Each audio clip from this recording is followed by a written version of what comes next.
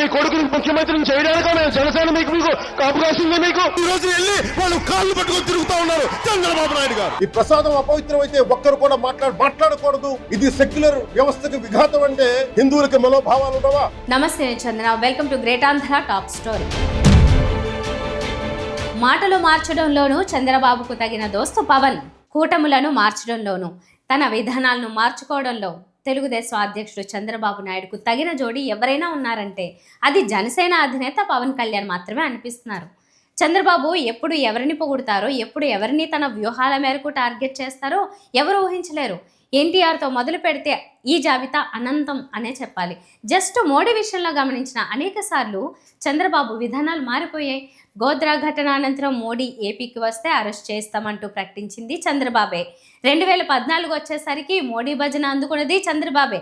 మోదీ ప్రధాని కాగానే ముఖ్యమంత్రుల సమావేశంలో చంద్రబాబు మాట్లాడుతూ సీఎం పదవిని అనంతరం పీఎం అయిన ఘనత విషయంలో మోదీ ఏకైక నేత అంటూ ప్రశంసించారని, చంద్రబాబుకు కనీసం అవగాహన లేక అలా అడ్డదిడ్డంగా భజన చేశారంటూ కేసీఆర్ ఒకసారి పీకి పాకం పెట్టారు. పివి నరసింహారావు లాంటి ఘనత వహించిన మొదటి నేత అనే విషయంపై అవగాహన లేకుండా చంద్రబాబు మోదీ భజన చేశారంటూ కేసీఆర్ విరుచుకుపడ్డారు. కట్ చేస్తే ఆ తర్వాత మోదీపై చంద్రబాబు చేయని విమర్శ అంటూ లేదు. 2019 ఎన్నికల నాటికి మళ్ళీ కథ మొదటికి వచ్చింది.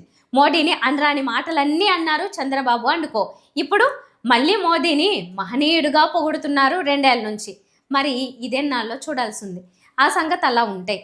పవన్ కూడా ఈ విషయంలో తీసుకోరు. ఆఖరికి చంద్రబాబు నాయుడు విషయంలో కూడా పవన్ అనేక సార్లు మాటలు మార్చారు. 2009లో చంద్రబాబును తీవ్రంగా విమర్శించారు పవన్ కళ్యాణ్. చంద్రబాబు అవినీతి పరుడు అన్నారు, ఇంకా ఏదేదో అన్నారు. 2014 వచ్చేసరికి పవన్కు చంద్రబాబు ముద్దయ్యారు. చంద్రబాబును గెలిపించాలంటూ వీధి వీధి తిరిగారు. మళ్ళీ చంద్రబాబు మీద కోపం వచ్చింది. చంద్రబాబు విధానాలను తప్పుబట్టారు.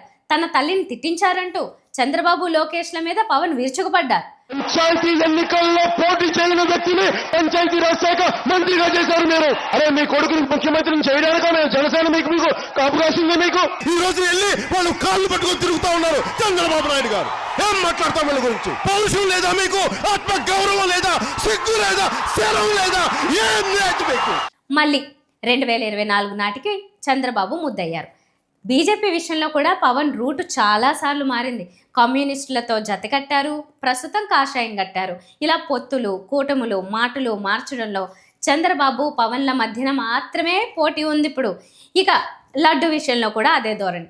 అది శ్రీవారి లడ్డు అనే భయం, భక్తి ఏమీ లేకుండా, ఎలాంటి ఆధారం లేకుండా ఎద్దు, పంది కొవ్వు లడ్డూలో కలిపారంటూ అనుచితమైన ఆరోపణలు చేశారు చంద్రబాబు, పవన్ కళ్యాణ్. అలాంటిది ఏమీ లేదని తేల్చేసరికి ఇప్పుడు మళ్ళీ కల్తీ అని చెప్తున్నారు. ఈ ప్రసాదం అపవిత్రం అయితే ఒక్కరు కూడా మాట్లాడకూడదు.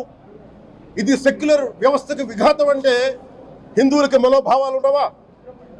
ఇది ఒక్కరు నిందించట్లా, అసలు మీరు ప్రస్తావన చేయకూడదు, ఇది తప్పు, ఇది మాట్లాడకూడదంటే ఎట్లా? ఇదే వేరే మతానికి మీరు అన్వయిస్తారా? నేను అన్ని మతాలని సమానంగా గౌరవించేవాడిని, ఇస్లాంని గౌరవించేవాడిని, క్రిస్టియానిటీని గౌరవించేవాళ్ళం మేమందరం. సనాతన ధర్మం అని మొత్తుకుంటున్నాం. దేనికి సనాతన ధర్మం అంటే? సనాతన ధర్మానికి ఒకరు ప్రారంభించింది కాదు. ఇది ఒక వ్యక్తి ఒక కూర్చోబెట్టి ఒకరు స్టార్ట్ చేసింది కాదు. ఇది కొన్ని వేలాది సంవత్సరాలుగా అన్ని మతాలని, అన్ని విశ్వాసాలని అలింగనం చేసుకున్న నేల ఇది. మరి కల్తీకి జంతుకోను కలపడానికి తేడా లేదా అంటే దీనిపై సూటిగా మాట్లాడరు.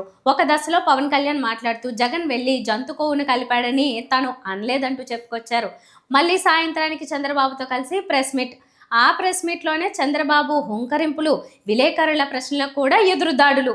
మరి తమ మాట మార్పిడిలు, అనుచితమైన మాటలు, అర్థం లేని ఆరోపణలు, రాజకీయ అంశాల వరకు పరిమితమై ఉంటే చంద్రబాబు, పవన్లకు ఇది అలవాటైన ధోరణిలే అనుకోవచ్చు. అయితే వీరు ఏ విషయాన్ని వదలడం లేదు. తమకు రాజకీయంగా పనికొస్తుందని వీరు తిరుమల లడ్డు విషయంలో కూడా తమదైన ధోరణినే కనబరుస్తూ ఉన్నారు. ఒకవైపు దేవుడితో పెట్టుకోవద్దు అంటూనే మళ్ళీ దేవుడు లడ్డూన అయిన కాడికి రాజకీయంగా వాడుకునేందుకు విపరీతమైన ప్రయత్నాలు చేస్తూ ఉన్నారు. మొత్తానికి ఇద్దరే. ఇది వాళ్ళ టాప్ స్టోరీ. మరిన్ని అప్డేట్స్తో కలుద్దాం. నమస్తే.